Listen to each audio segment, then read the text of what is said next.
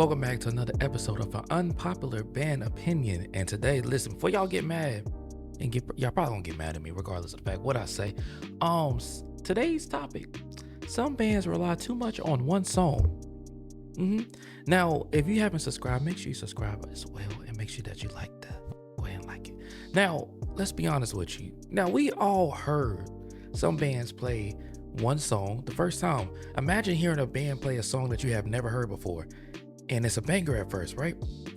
And then they played it again and again and again and again. But don't get me wrong. I mean, every band has a song that the crowd goes crazy with. You know what I'm saying? Like Southern classical. Oops. My fault. Oh, did I say that out loud? Oopsie daisy. I'm not saying that y'all should play that song every game, every time. And I get that fans would love to hear that song all the time, but think about it like this. Especially if you're in the band members like position, have the songs that the audience want to hear. Most the band members don't want to play it because it's competitive. It's like, okay, we're playing this again. We're playing this. Here we go. And then you can see it on a facial expression like, okay. But I'm not saying that it's a bad thing to always do reruns. Like, if you don't have a book, I understand. Like, there's certain band battles I have watched throughout the years, and I understand that, okay, maybe they was not prepared as they thought, so they will run a song back because the band is comfortable with it. I get that. But you got to think about it like this also. If you're not prepared for a band battle, like, I think at the max, 40 songs, that's all you need for a whole book. I'm not saying that you need to learn 50 songs. I'm not saying you need to learn 60 songs, but at least 40 good, strong songs that would be really good. Not just 3, okay? Not 3 that you just want to keep cranking. I could name some schools I only play a couple songs. I could, but I'm not going to be messy like that. No, I'm not going to be messy. But just 40 songs, because you got a couple bangers. No, you got to get your warm-ups. That's probably about 3 or 4 or 5. You got 5 warm-ups, right? So that's down to 35. You got a couple of marches, probably about a good 3 at the most. That's 8. You know what I'm saying? So, and then you have a couple of 0 quarter songs. You know what I'm saying? Got a couple of those.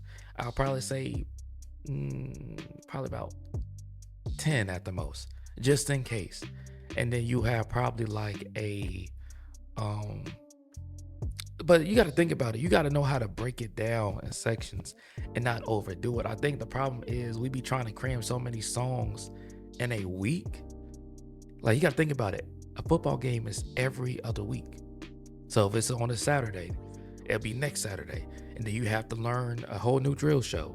You have to learn new music. You have to learn. It takes too much.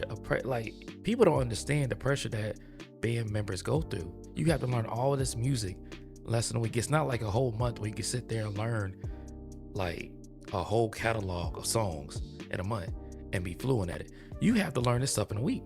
And it's crazy that we have some people in some band programs that was, you can't blame the band for not practicing a couple of songs. Like, everybody's not going to be as fluent as Jackson State. Everybody's not going to be as fluent as Southern. So be mindful of like talking about, they play the same song like Bethune-Cookman. Okay. We all know Bethune-Cookman played Let's Go. Dun, dun, dun, dun, dun, dun, dun, dun, dun, dun, dun, dun, dun. We all know that. At the end of the day, that's their tradition. That's their style. You can't get mad at that because that's what their fans like to hear. You have some fans that don't like that style, which is cool. But at the end of the day, it's hard keeping up with demands, especially from the audience and the crowd that want you to play a new song every week basically, and actually be consistent with it. And they want to hear something new. Okay, they don't want to hear you play Skin I'm In. They don't want to hear that. They don't want to hear Neck all the time. They don't want to hear that. And some people want to hear that song all the time, but majority of people, especially the audience now, they want you to play something totally different. They don't want you to keep playing the same old because they're going to get tired of it. They're going to get bored. Like, one thing I can respect Jackson State, and I don't know how they do it in a short time span, they literally will have a whole different book for I don't know how they do it. Maybe they might write in advance and pass it out later. I think most band directors should write in advance.